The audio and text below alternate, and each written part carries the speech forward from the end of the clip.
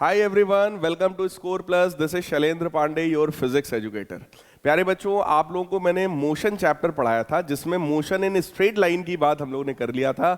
आज हम लोग को पढ़ना है सर्कुलर मोशन के बारे में। तो सबसे पहली बात यही है कि सर सर्कुलर मोशन क्या होता है, कोई ऑब्जेक्ट सर्कुलर मोशन में कब कहलाएगा। तो प्यारे बच्चों, अगर कोई ऑब्जेक्ट एक इस तरीके के सर्कुलर पाथ पर मूव करता है तो उसका मोशन सर्कुलर मोशन कहलाता है। अगर ये एक ऑब्जेक्ट है, इसका मास m है, इसकी अपनी वेलोसिटी कुछ ना कुछ v रही होगी, ये इसका सेंटर है पाथ का o और ये इसका रेडियस है r। तो ये ऑब्जेक्ट अगर इस तरीके के सर्कुलर पाथ पर घूम रहा है तो इसका मोशन सर्कुलर मोशन कहलाता है। So if an object is moving in a circular path, its motion is said to be a circular motion.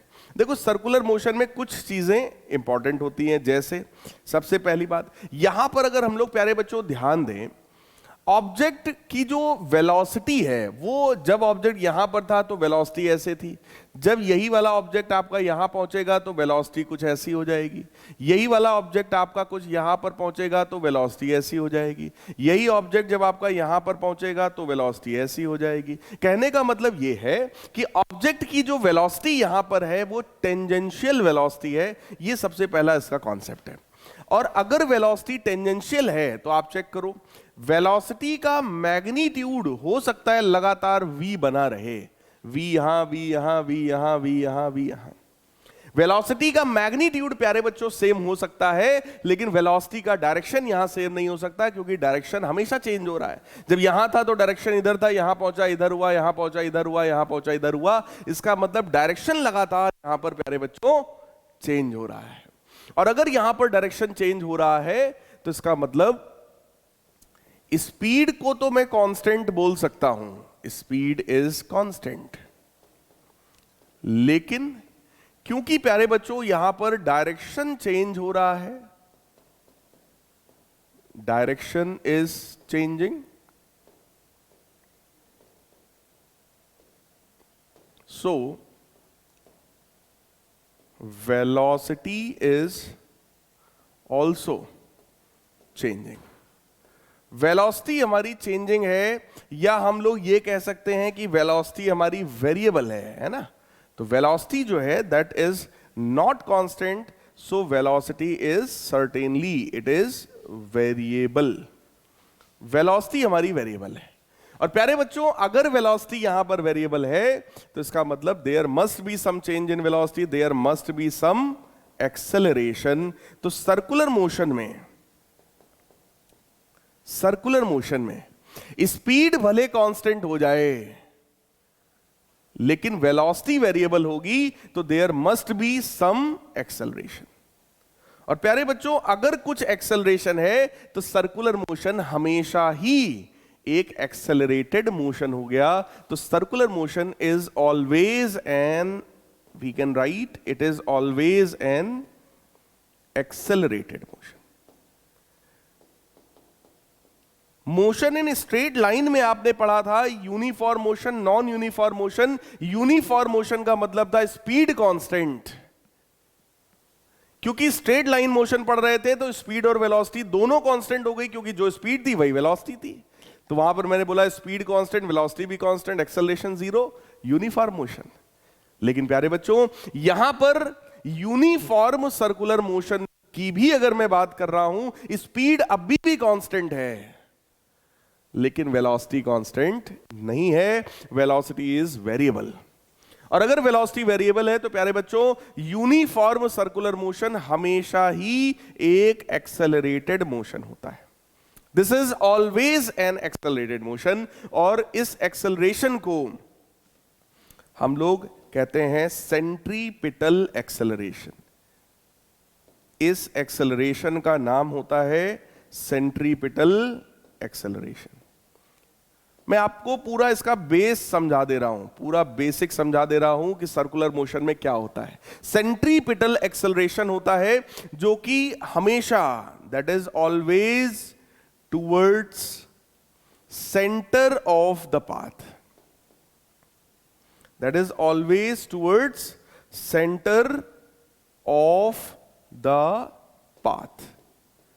प्यारे बच्चों, इस पाथ के सेंटर पर, सेंटर की तरफ हमेशा वो फोर्स लगता है, वो एक्सेलरेशन लगता है जिसका नाम सेंट्रीपिटल होता है। और चेक करो, सेंट्रीपिटल एक्सेलरेशन को हम लोग ए सी से डिनोट करते हैं। ए मतलब एक्सेलरेशन, सी का मतलब सेंट्रीपिटल एक्सेलरेशन है, जो कि हमेशा सेंटर ऑफ पाथ की तरफ लगेगा। जब ऑब्जेक्ट यहां पर होगा तो भी एक्सेलरेशन सेंटर की तरफ, जब यहां पर है तो भी सेंटर की तरफ, जब यहां पर है तो भी सेंटर की तरफ, जब यहां पर है तो भी सेंटर की तरफ। So this acceleration is always directed towards the center of the path, यानी कि center of the circle। प्यारे बच्चों, इस एक्सेलरेशन को हम लोग बोलते हैं सेंट्रीपिटल एक्सेलरेशन। और अभी मैं आपको इसके बारे में डिटेल में बताने वाला हूं। सेंट्रीपिटल एक्सेलरेशन जो हमारा होता है, इसका फॉर्मूला है v² अपॉन r, स्पीड का square divided by radius, that is the formula of centripetal acceleration. इसका एक फॉर्मूला प्यारे बच्चों और भी होता है, उसको अभी आज ही के लेक्चर में हम लोग आगे थोड़ा सा समझेंगे, कुछ एक दो चीजें और समझने के बाद, है ना। अब आ जाइए, पहले आपको बेसिक बताते हैं भाई, यूनिफॉर्म सर्कुलर मोशन का क्या डेफिनेशन है। So when a body moves in a circle, its motion is called circular motion. Circle पर मूव कर रही है, सर्कुलर मोशन है। So in other word, motion in a circle is circular motion. Simple, एकदम आसान language में आप language लिख सकते हो। When a body moves in a circular path with uniform speed, यानी कि constant speed, its motion is uniform circular motion. चलो मैं समझा दे रहा हूं आपको। अगर हम लोग बात कर रहे हैं भाई सर्कुलर मोशन की, दो तरीके का हो सकता है। पहला यूनिफॉर्म सर्कुलर मोशन, और दूसरा प्यारे बच्चों non uniform circular motion. Uniform circular motion और नॉन यूनिफॉर्म सर्कुलर मोशन। और यहां पर ध्यान से थोड़ा सा देखिएगा, यूनिफॉर्म सर्कुलर मोशन का मतलब यह हुआ ऑब्जेक्ट की जो स्पीड है वो कांस्टेंट है। But non uniform circular motion में क्या होगा, ऑब्जेक्ट की जो स्पीड होगी प्यारे बच्चों वो कांस्टेंट नहीं होगी। Speed will not be constant. अगर प्यारे बच्चों हम लोग बात कर रहे हैं यूनिफॉर्म सर्कुलर मोशन की, तो स्पीड भले कांस्टेंट हो जाए भाई साहब, लेकिन सर्कुलर मोशन में वेलोसिटी कभी कांस्टेंट नहीं होती है। और नॉन यूनिफॉर्म में तो वैसे भी नहीं होगी, क्योंकि जब स्पीड कांस्टेंट नहीं है तो वेलोसिटी कहां से कांस्टेंट होगी, है ना। एक्सेलरेशन यहां भी होगा और एक्सेलरेशन यहां भी होगा, बस फर्क इतना है कि यहां पर केवल एक एक्सेलरेशन होगा। कौन सा एक्सेलरेशन होगा? देखो यहां पर स्पीड कांस्टेंट है बट डायरेक्शन चेंज हो रहा है, इसलिए मैंने बोला ना वेलोसिटी चेंज हो रही है। डायरेक्शन की वजह से बोलो वेलोसिटी चेंज हो रही है। तो बेटा डायरेक्शन को चेंज करने वाला कोई होना चाहिए, और डायरेक्शन को चेंज करने वाला कौन होता है? Centripetal acceleration. सेंट्रीपिटल एक्सेलरेशन,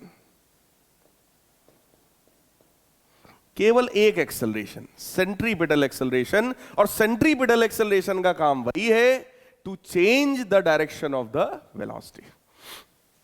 लेकिन अगर प्यारे बच्चों हम लोग बात करें नॉन यूनिफॉर्म सर्कुलर मोशन की, तो नॉन यूनिफॉर्म सर्कुलर मोशन में स्पीड भी कांस्टेंट नहीं है, वेलोसिटी भी कांस्टेंट नहीं है, डायरेक्शन तो ऑब्वियस है चेंज हो ही रही है। इसका मतलब यहां पर दो दो एक्सेलरेशन चाहिए।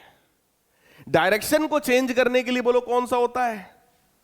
डायरेक्शन को चेंज करने के लिए बेटा कौन सा एक्सेलरेशन होता है? सेंट्रीपिटल एक्सेलरेशन, ठीक। लेकिन यहां तो स्पीड भी चेंज हो रही है।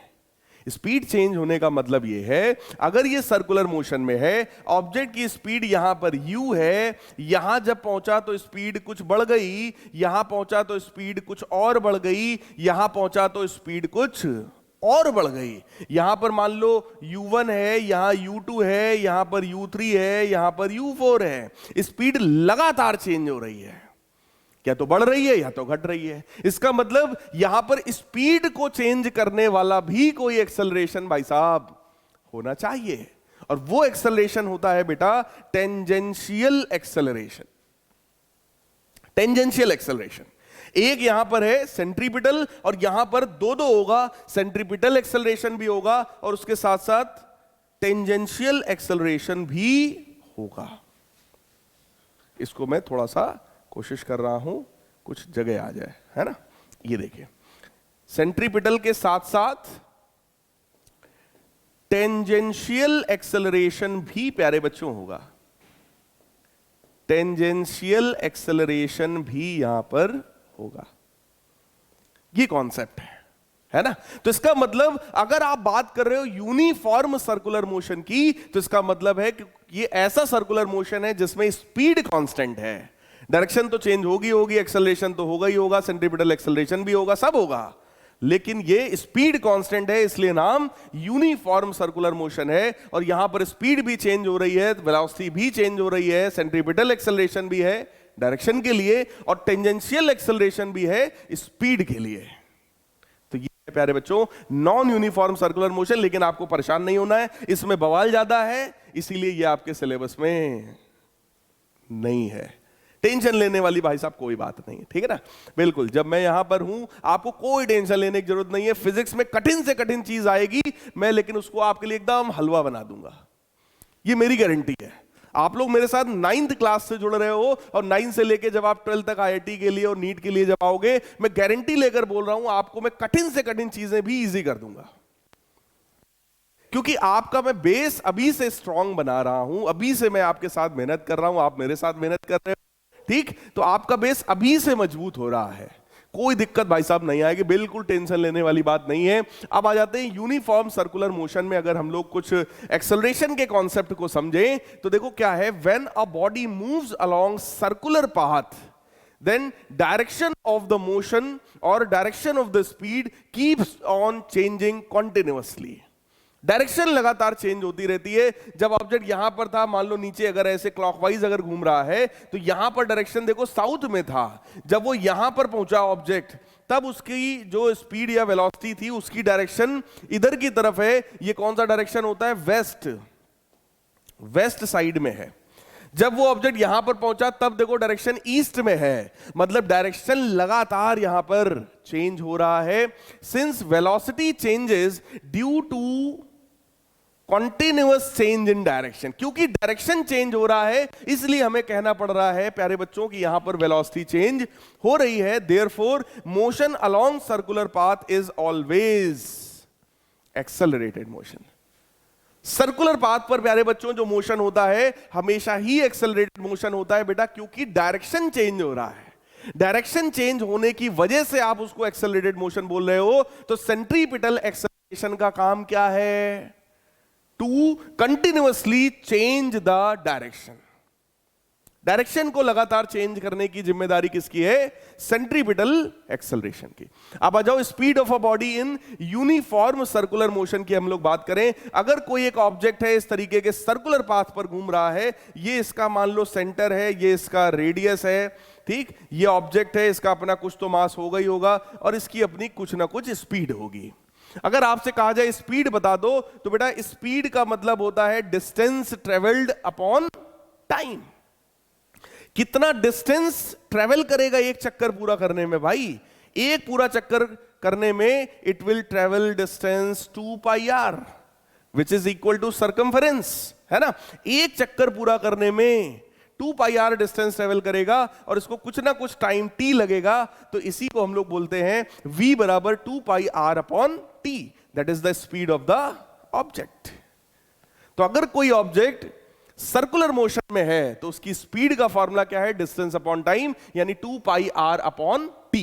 ये टी जो होता है प्यारे बच्चों, इस टी को कहा जाता है time period of revolution. It is time period of revolution, मतलब एक चक्कर लगाने में लगा हुआ समय, यही कहलाता है टाइम पीरियड ऑफ रेवोल्यूशन, ठीक। देखो, when a body takes 1 round of circular path, then it travels a distance equal to circumference which is given by 2 pi r। Circumference कितना होता है बेटा? 2 pi r, where this r is radius of the circular path. ये r क्या है? इस circular path का radius है। और स्पीड का फॉर्मूला प्यारे बच्चों कितना आया? 2 पाई आर अपॉन टी। अगर मैं आपसे बात करूं यूनिट, इस स्पीड का यूनिट बताओ, तो भाई स्पीड बराबर अगर डिस्टेंस अपॉन टाइम है तो इसका यूनिट तो बड़ा सिंपल है, दैट इज मीटर पर सेकेंड। सिंपल, मीटर पर सेकेंड। अब देखो इस पर बेस्ड एक छोटा सा यहां पर क्वेश्चन है। क्वेश्चन में हमसे कह रहे हैं a cyclist goes around a circular track once every 2 minutes. मतलब एक साइक्लिस्ट यहां से शुरू करता है ए पॉइंट से और हर 2 मिनट में वो इसी ए पॉइंट को क्रॉस करता है। मतलब बेटा एक चक्कर लगाने में, एक इसका रेवोल्यूशन करने में इसको कितना समय लगता है? 2 मिनट। तो टाइम पीरियड बेटा कितना हुआ? टाइम पीरियड कितना हुआ भाई? 2 मिनट। और 1 मिनट में क्योंकि 60 सेकेंड होते हैं, 60 से मैं मल्टीप्लाई करूंगा प्यारे बच्चों, तो ये बन जाएगा 120 seconds. If radius of the circular track is 105 meter, radius जो है ट्रैक का वो बोल रहे हैं 105 मीटर है, कैलकुलेट इट्स स्पीड। इनकी स्पीड बता दो। आसान है, अभी हम लोगों ने देखा था स्पीड का फॉर्मूला हमारे पास था डिस्टेंस अपॉन टाइम। डिस्टेंस कितना था? 2 पाई आर, और टाइम कितना था? टी। तो बेटा वैल्यू आएगी 2 into pi into radius 105 divided by time period जो कि है 120। ठीक, इसको मैं 2 से मैं कैंसिल करूंगा, वैल्यू आएगा 60। तो ये बन गया 105 पाई अपॉन 60। आइए मैं इसको सॉल्व करता हूं। 105 बाई 60 पहले सॉल्व करता हूं। 105 बाई 60, ठीक, मल्टीप्लाइड बाई पाई यानी 3.14, ये आया 5.495।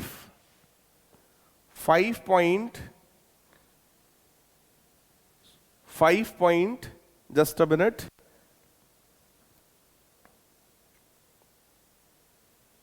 पाई की सिर्फ हमको वैल्यू रखनी है 22/7 प्यारे बच्चों। आप लोग को इसको सिर्फ कैलकुलेट करना होगा। इसको हटा देते हैं, यस 5.495, यस 5.495, ये वैल्यू हम लोग रख देंगे, that will be the speed. ठीक, देखो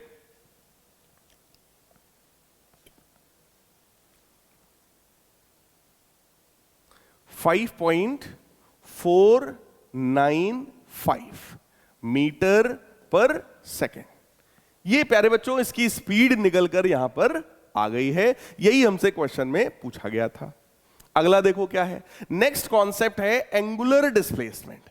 प्यारे बच्चों अगर कोई ऑब्जेक्ट स्ट्रेट लाइन में मूव करता है तो वो डिस्प्लेसमेंट कवर करता है। ए से बी आया तो डिस्प्लेसमेंट हुआ, लेकिन जब कोई ऑब्जेक्ट सर्कुलर मोशन में घूमता है तब वो एंगल कवर करता है। So the object covers angular displacement. मतलब क्या है, आओ समझाते हैं भाई। कोई ऑब्जेक्ट सर्कुलर पाथ पर घूम रहा है भाई, वो ये इसका सेंटर है। मान लो ऑब्जेक्ट यहां से घूमना शुरू करता है ए से, और घूमते घूमते ऑब्जेक्ट पहुंचता है बी पॉइंट तक। तो आप ये कह सकते हो ना कि ऑब्जेक्ट ए से बी गया, या आप कह लो कि ऑब्जेक्ट ने थीटा एंगल कवर किया। ऑब्जेक्ट भाई कितना घूम गया, यहां पर था, घूमते घूमते यहां पहुंचा, तो कितना एंगल घूम गया, कितना एंगल उसने कवर किया, that is called angular displacement. Clear? तो इसका मतलब the angle described by particle moving along a circular path is called angular displacement. प्यारे बच्चों एंगुलर डिस्प्लेसमेंट को, एंगल को थीटा से रिप्रेजेंट किया जाता है, और मैं आपको इसका फॉर्मूला बताऊं, theta is equal to arc upon radius. Theta is equal to arc upon radius. ये फॉर्मूला आप लोग लिख लीजिएगा, एंगुलर डिस्प्लेसमेंट का फॉर्मूला है। Theta is equal to arc upon radius. Arc क्या होता है भाई? किसी भी सर्किल का पार्ट, सर्किल का ये पार्ट, ए से बी वाला ये पार्ट, इसी को तो आर्क बोलते हो। है ना, और ओ ए रेडियस है, इसमें तो आई थिंक किसी को भी डाउट होगा ही नहीं बिल्कुल भी, है ना। ये रेडियस है, ये आर्क है, आर्क अपॉन रेडियस कर दें प्यारे बच्चों तो ये निकल करके आ जाता है एंगल, ठीक, एंगुलर डिस्प्लेसमेंट। और इस एंगुलर डिस्प्लेसमेंट का यूनिट होता है प्यारे बच्चों रेडियन। इसका यूनिट क्या होता है, रेडियन। एंगुलर डिस्प्लेसमेंट का यूनिट प्यारे बच्चों क्या है, आर्क अपॉन रेडियस का रेडियन, ये इसका यूनिट होता है। इसको भी लिख लीजिएगा, इंपॉर्टेंट है। लेकिन आप कहोगे सर अभी तक तो सर हम लोग एंगल को डिग्री में मेजर करते आए, 60 डिग्री, 45 डिग्री, आइए वो भी बता देते हैं, वो भी एक यूनिट होता है, ठीक। लेकिन आपस में कैसे कन्वर्ट होता है इस चीज को समझिएगा। पाई रेडियन जो होता है बेटा, pi radian is equal to 180 degree. Pi radian is equal to 180 degree. ये होता है बेटा दोनों के बीच का रिलेशन। इसका मतलब अगर मैं आपसे कभी भी कहूं पाई बाई 2 रेडियन तो इसका मतलब 180 बाई 2 यानी कि 90 डिग्री। आपसे मैं बोलूं पाई बाई 4 रेडियन इसका मतलब 45 डिग्री। पाई बाई 3 रेडियन इसका मतलब 60 डिग्री। 2 पाई रेडियन मतलब 360 डिग्री। सिंपल है। इसका मतलब कॉन्सेप्ट हमारे पास क्या है, पाई रेडियंस, ये कॉन्सेप्ट है, pi radians is equal to 180 degree. कभी भी आपसे पूछा जाए बताओ जरा एक रेडियन में कितने डिग्री होते हैं, तो आप क्या करोगे, एक रेडियन में अगर निकालना है तो भाई निकाल लो। 1 radian is equal to 180 degree divided by pi. भाई पाई रेडियन में 180 डिग्री होते हैं, तो एक रेडियन में कितना होगा, 180 डिग्री अपॉन पाई। और अगर आप डिवाइड करते हो, देखो जरा 180 अपॉन पाई 3.14 डिवाइड करोगे बेटा, वैल्यू आएगी 57.3, वैल्यू आएगी 57.3 डिग्री। इसका मतलब आपके पास एक फॉर्मूला और आ गया, 1 radian is equal to 57.3 degree.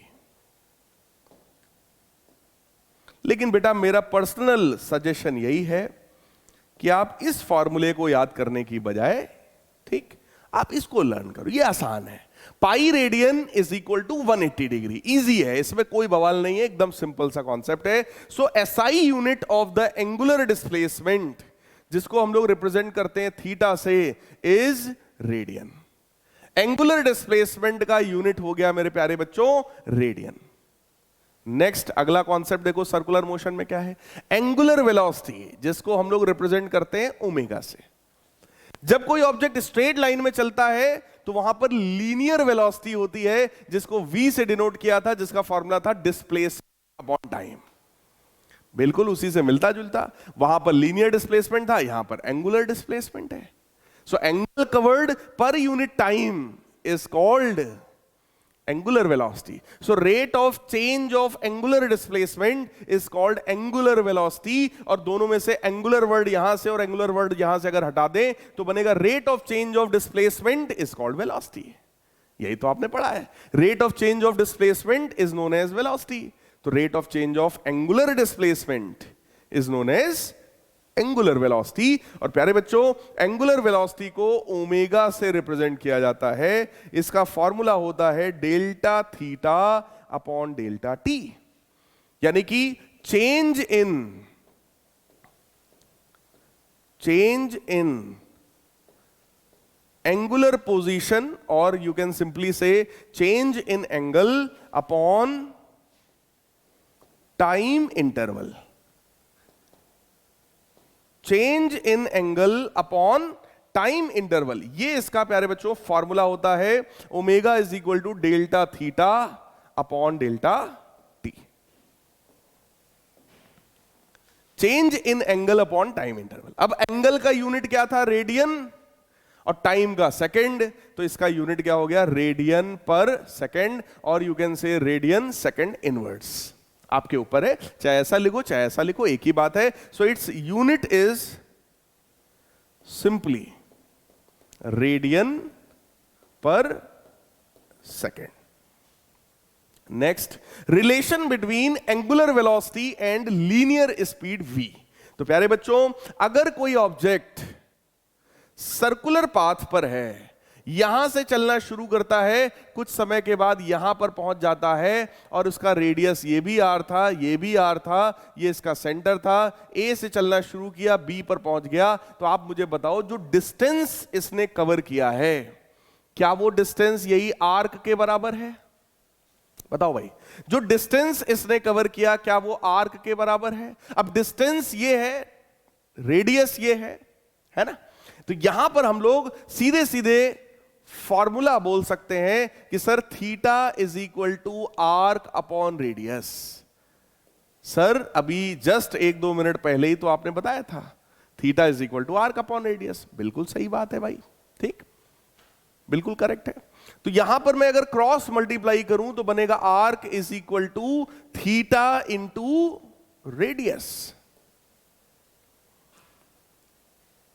और अगर मैं प्यारे बच्चों दोनों तरफ टाइम का डिवाइड कर दूं तो ये बनेगा आर्क अपॉन टाइम बराबर थीटा अपॉन टाइम। तो जरा सोचो, आर्क अपॉन टाइम का मतलब, देखो आर्क क्या था, that was the distance travelled. So distance upon time क्या होता है? स्पीड। डिस्टेंस अपॉन टाइम क्या होता है? स्पीड। और angle covered theta upon time क्या होता है? Omega, angular speed. So theta by time क्या होता है भाई? दैट इज, कहोगे सर अभी आप ही ने तो बताया था जस्ट इसके पहले, angular speed multiplied by radius. तो प्यारे बच्चों फार्मूला देखो क्या आ गया, speed v is equal to radius r, angular speed omega. ये एकदम बढ़िया प्यारा सा हमारा क्वेश्चन, सॉरी प्यारा सा हमारा फॉर्मूला आ गया। क्या फॉर्मूला आ गया? v बराबर r omega. Linear speed v बराबर रेडियस टाइम्स एंगुलर स्पीड या एंगुलर वेलोसिटी, आपके ऊपर है जो लिखना चाहो। तो दोनों ये हमारे पास फार्मूले हैं, चाहे आप ऐसे लैंग्वेज में याद करो, चाहे आप वैसे याद कर लो, ठीक। तो ये आपको अपने दिमाग में मेमोराइज करना है। ये हमारे पास फार्मूला आ गया, स्पीड बराबर एंगुलर स्पीड इंटू रेडियस, और वी कैन से v बराबर r ओमेगा। सिंपली v बराबर r ओमेगा। अगला कॉन्सेप्ट देखो क्या है, एंगुलर एक्सेलरेशन। तो प्यारे बच्चों एंगुलर एक्सेलरेशन को अल्फा से डिनोट किया जाता है। जब किसी ऑब्जेक्ट की वेलोसिटी चेंज हो रही थी तो बोलो उसके पास एक्सेलरेशन था। एक्सेलरेशन का मतलब था rate of change of velocity was acceleration. यहां पर कौन सा एक्सेलरेशन है? Angular acceleration. एंगुलर एक्सेलरेशन का प्यारे बच्चों मतलब है rate of change of angular velocity. Angular velocity के चेंज होने का रेट देखो, rate of change of angular velocity is called angular acceleration, और इसको हम लोग अल्फा से डिनोट करते हैं। अल्फा का फॉर्मूला होता है delta omega upon delta T.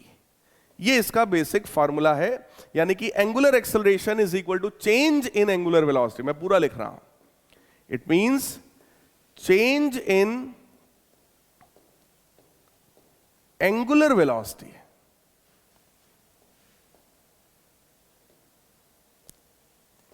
Upon time interval.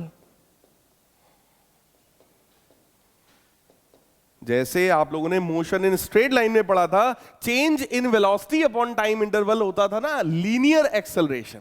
तो प्यारे बच्चों यहां पर क्या है? Angular acceleration. क्लियर? तो ये हमारे पास फार्मूला आ गया, alpha is equal to delta omega upon delta T. और अगर मैं आपसे बात करूं इसके यूनिट का, तो जरा सोचो, एंगुलर वेलोसिटी का यूनिट होता है ना radian per second. Angular velocity का होता है रेडियन पर सेकेंड और टाइम का होता है सेकेंड। तो ये बन जाएगा रेडियन पर सेकेंड स्क्वायर। ये क्या बन जाएगा? Radian per second square. तो ये हमारे पास आ गया यूनिट एंगुलर एक्सेलरेशन का। नेक्स्ट है relation between angular acceleration alpha and linear acceleration a. A और अल्फा के बीच का रिलेशन। तो बेटा अभी इसके पहले हम लोगों ने एक रिलेशन डिराइव किया था, v बराबर आर ओमेगा। अगर दोनों तरफ हम लोग टाइम का डिवाइड कर दें, टाइम का डिवाइड कर दें, तो जरा सोचो क्या बनेगा, v बाई टी यानी वेलोसिटी अपॉन टाइम, और वेलोसिटी अपॉन टाइम क्या होता है, एक्सेलरेशन। आर रेडियस है, ओमेगा अपॉन टी, ओमेगा मतलब angular velocity upon time.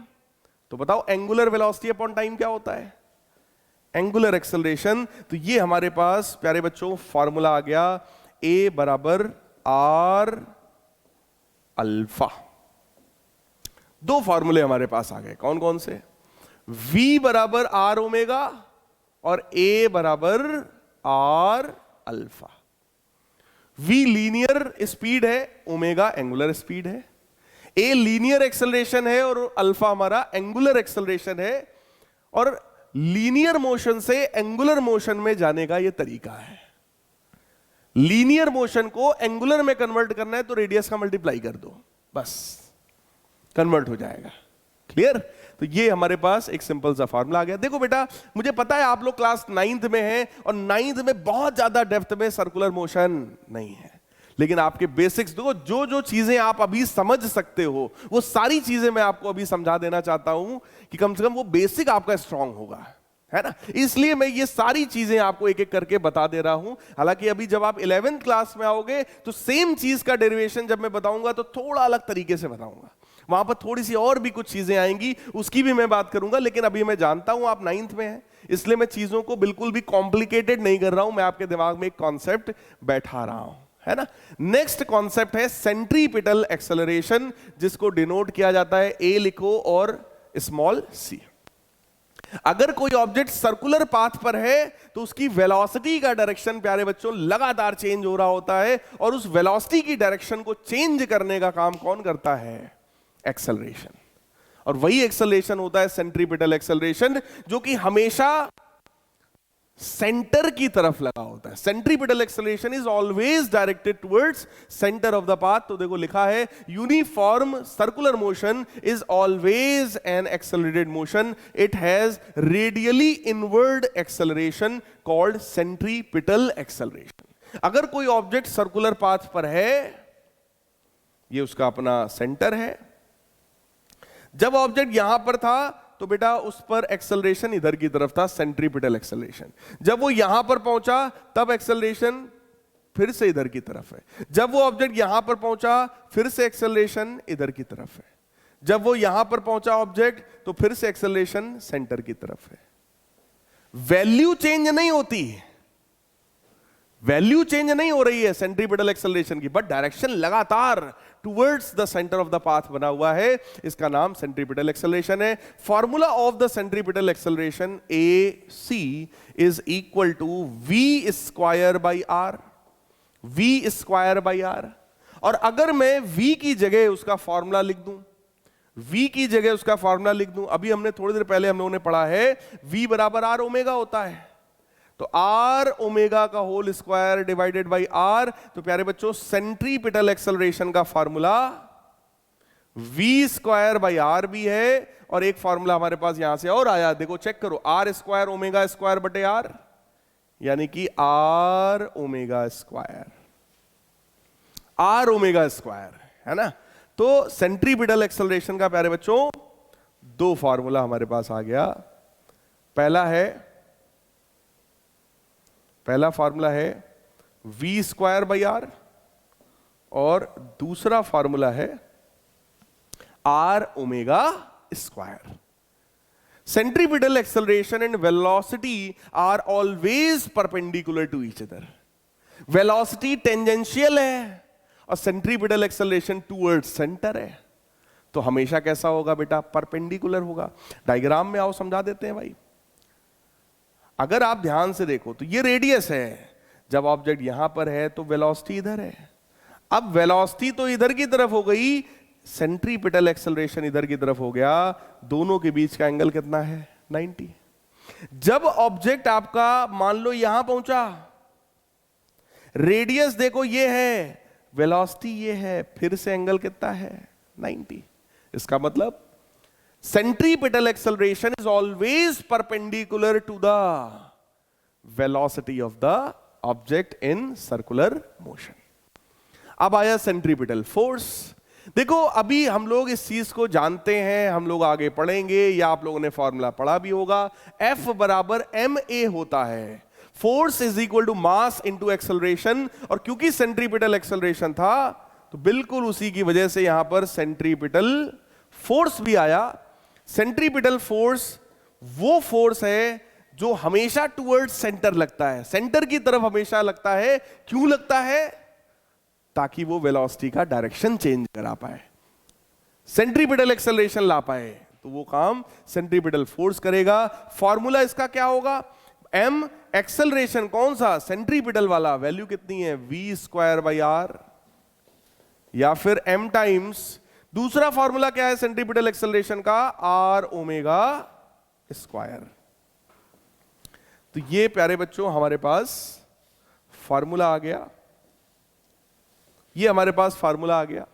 mv square upon r या फिर mr ओमेगा स्क्वायर. और मैं आपको एक बात बताना चाहूंगा, अगर कभी भी पूछा जाए भैया सेंट्रीपिटल फोर्स क्या है, तो आप ऐसे लिख सकते हो simply, it is the radially inward force that is required to move an object along circular path.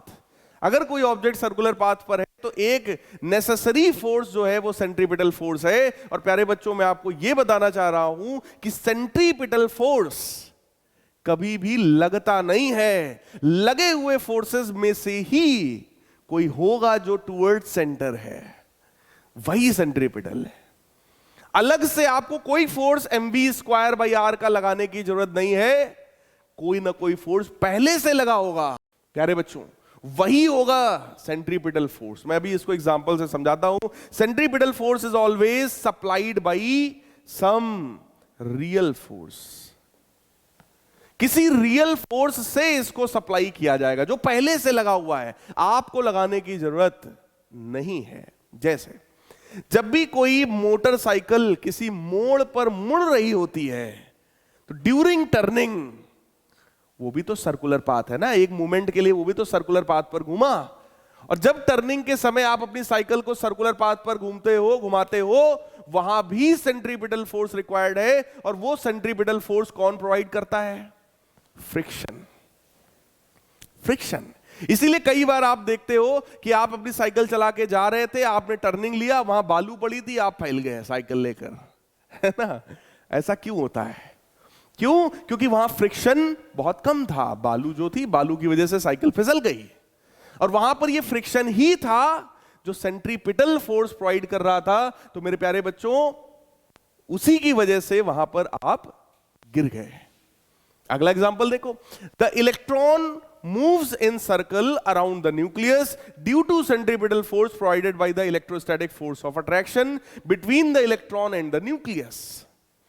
अगर आपने केमिस्ट्री में पढ़ा हो कि भैया सेंटर पे न्यूक्लियस होता है,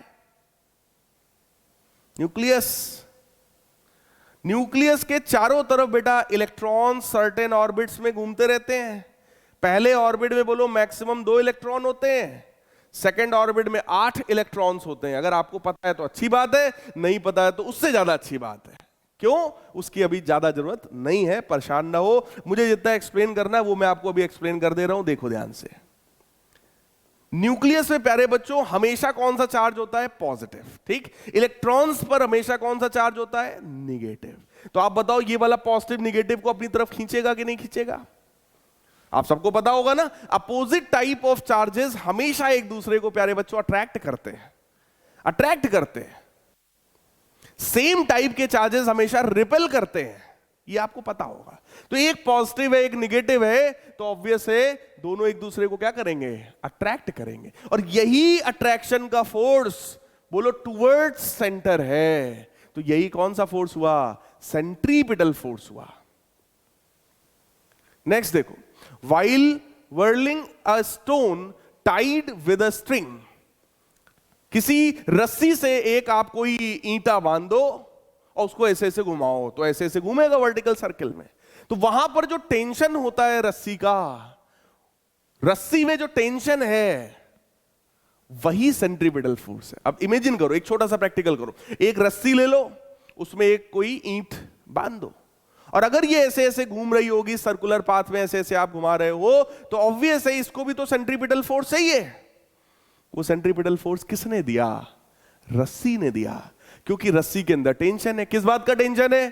कि यार अच्छे खासे हम रखे थे, आपने पहले तो एक पत्थर बांधा, इस बात का टेंशन आ गया कि पत्थर को हमें झेलना पड़ेगा, पत्थर के लोड को हमें झेलना पड़ेगा, और उसके बाद तुम घुमा भी रहे हो। तो बोलो कोई भी हो यार, उसको टेंशन हो जाएगा, फिर वो तो बेचारी रस्सी है, उसको भी टेंशन होना तय। तो रस्सी में भी टेंशन आ गया। इमेजिन करो अभी हम ही को कोई पकड़ ले और मेरे पैर में एक पत्थर बांध दे, और हमको ऐसे पकड़ के, मेरी खोपड़ी को ऐसे पकड़े और हमको ऐसे ऐसे घुमाए, और मेरे पैर में पत्थर बंधा हो। इमेजिन करो जरा, तो यार मैं तो एकदम घनघोर टेंशन में आ जाऊंगा। वही सेम हालत तो यार रस्सी की होती है ना? तो वहां रस्सी में ये सेंट्रीपिटल फोर्स कौन प्रोवाइड करता है?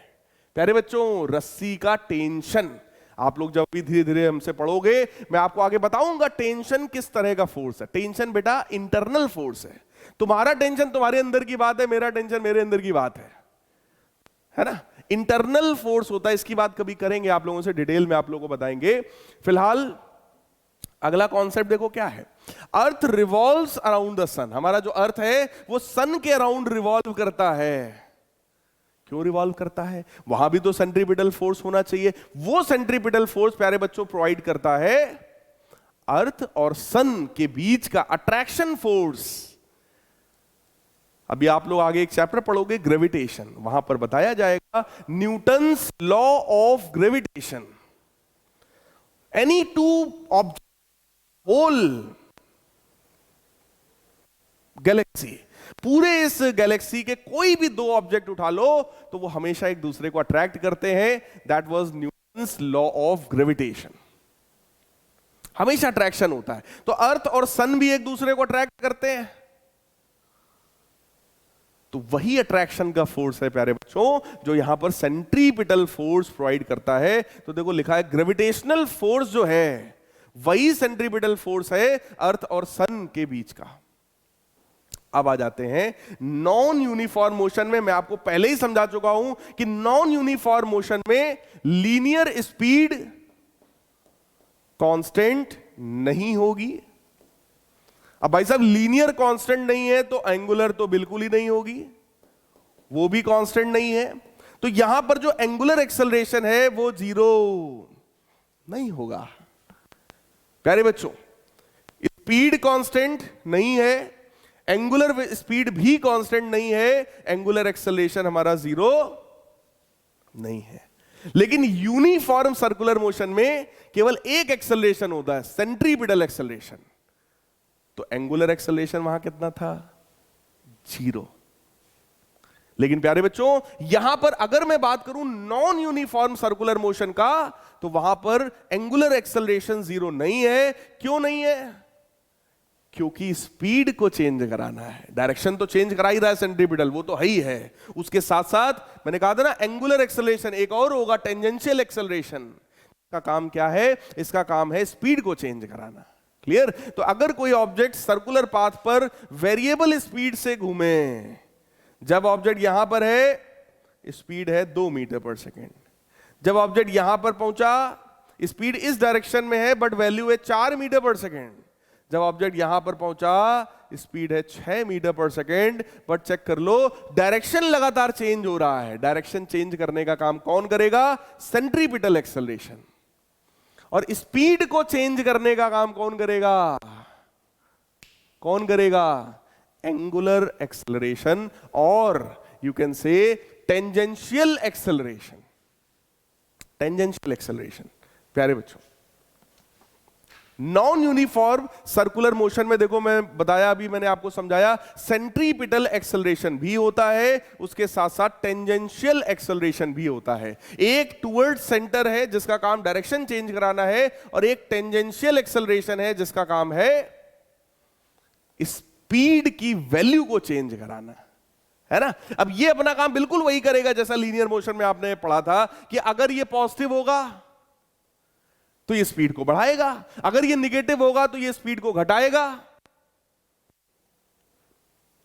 सेंट्रीपिटल एक्सेलरेशन जो है वो हमेशा ही पॉजिटिव होता है, उसके निगेटिव होने का कोई मतलब नहीं है, क्योंकि इसको सिर्फ डायरेक्शन चेंज कराना है, इसको कुछ भी घटाना बढ़ाना नहीं है ना, इसको सिर्फ डायरेक्शन चेंज कराना है। तो ये सेंट्रीपिटल एक्सेलरेशन क्या करता है, it changes the direction. Tangential acceleration क्या करता है, it changes the linear speed, speed को घटाने बढ़ाने का काम ये करता है। अब आ जाओ कुछ क्वेश्चंस देख लेते हैं। कह रहे हैं angular velocity of the wheel is 70 radian per second. Angular velocity को प्यारे बच्चों ओमेगा से रिप्रेजेंट किया जाता है और जिसका वैल्यू है 70 radian per second. If the radius of the wheel is 0.5 metre, अगर रेडियस है 0.5 मीटर, देन लीनियर स्पीड कितना होगा, तो v बराबर आर ओमेगा। आर की वैल्यू 0.5 मल्टीप्लाइड बाई ओमेगा यानी कि 70, तो ये वैल्यू कितनी आ जाएगी, 35 मीटर पर सेकेंड। ऐसा ऑप्शन हमारे पास सेकंड वाला है, इसलिए प्यारे बच्चों second is the correct option. Next question देखो, earth radius is 6400 kilometre, it makes one rotation about its own axis in 24 hours, centripetal acceleration of a point on the equator is. Centripetal acceleration, तो प्यारे बच्चों centripetal acceleration का formula क्या होता है, it has two formula, either v square by are और we can say r omega square. Radius है प्यारे बच्चों 6400 किलोमीटर, तो 1000 का अगर मैं मल्टीप्लाई कर दूं तो मीटर में आ जाएगा, है ना। और वैसे भी हमको तो आंसर सेंटीमीटर में चाहिए, तो आप इसमें भी अभी 100 का मल्टीप्लाई और करो जरा। 1000 का मल्टीप्लाई किया तो मीटर में आया, 100 का और मल्टीप्लाई करेंगे तो सेंटीमीटर में आएगा। ये रेडियस है, ठीक।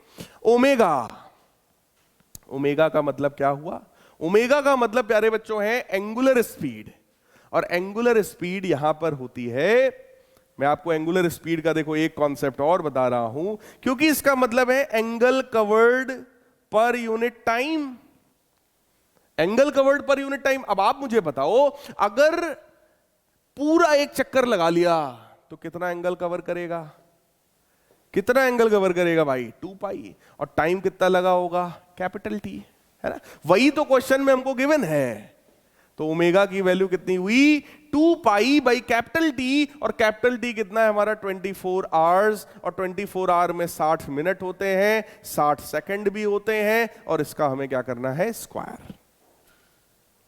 इसको आप सिंप्लीफाई कर लो, जैसे ही आप सिंप्लीफाई करोगे आपका आंसर आ जाएगा, ठीक। तो ये देखो, इस फार्मूले को मैं यहां से हटा के पहले तो इसको मैं खिसका के इधर ले आ रहा हूं, ठीक।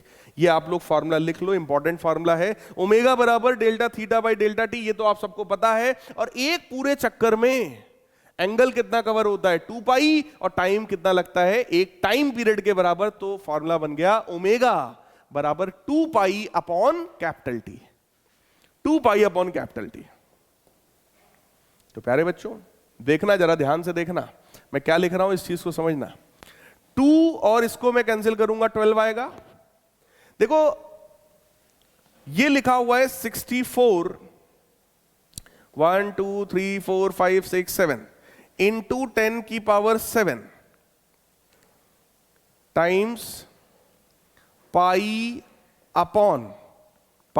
Upon 12 into 60 into 60, 12 into 60 into 60, 43,200।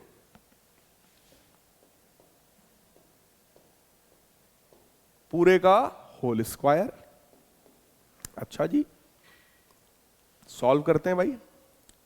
64, अब देखो जरा, 64 इंटू पाई यानी 3.14 इंटू 3.14, 2 बार देखो हमने मल्टीप्लाई किया, 631, 631.01,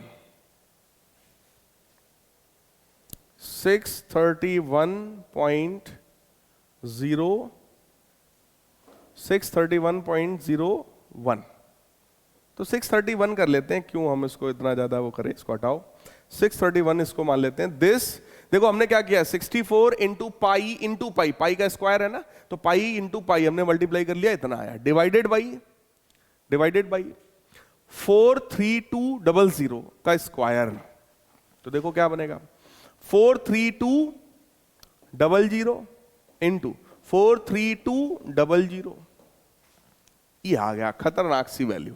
कितनी आई देखो, 1866, लिखते हैं भाई 186624, 186624, उसके बाद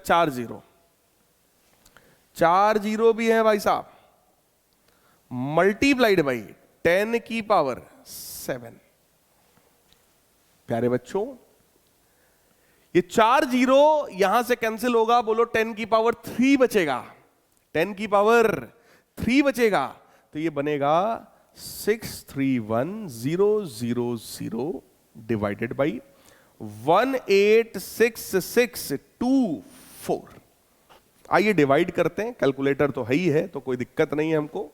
631000, 63130, 63130 divided by 186624, divided by 186624।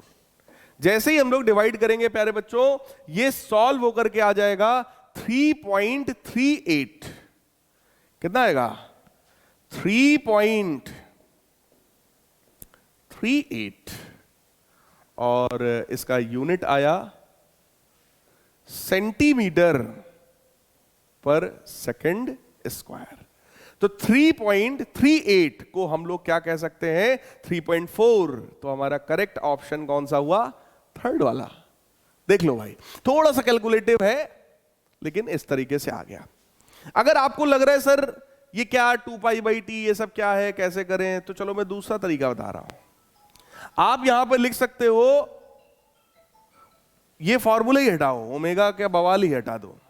Centripetal acceleration निकालना था प्यारे बच्चों, तो सेंट्रीपिटल एक्सेलरेशन को हम लोग लिख सकते थे v²/r। v का मतलब था स्पीड, और स्पीड का मतलब होता है डिस्टेंस अपॉन टाइम, और एक पूरा चक्कर लगाने में डिस्टेंस कितना होता है, 2πr के बराबर है ना। अपॉन टाइम पीरियड हम ले लेते t square divided by r। तो ये भी एक तरीका है, आपका मन है तो आप ऐसे भी कर सकते थे। ठीक, इसको भी आप लिख लो, इस तरीके से भी एक बार क्रॉस चेक करके आप देख लो, आपका आंसर आएगा। तो चाहे ये तरीका लगाओ चाहे ये तरीका लगाओ, दोनों सेम है, दोनों से आपका सेम आंसर आएगा, कोई फर्क भाई साहब यहां पर पड़ने वाला नहीं है। तो आई थिंक मेरे प्यारे बच्चों, आप लोगों को centripetal force, centripetal acceleration, circular motion, tangential acceleration, है ना, ये सारी चीजें, angular speed, angular velocity, angular acceleration, ये सारी चीजें आपको अच्छे से समझ में आ गई होंगी। कमेंट करके जरूर बताइएगा आपको लेक्चर कैसा लगा। मिलते हैं अपने नेक्स्ट लेक्चर में, तब तक के लिए गुड बाय, टेक केयर।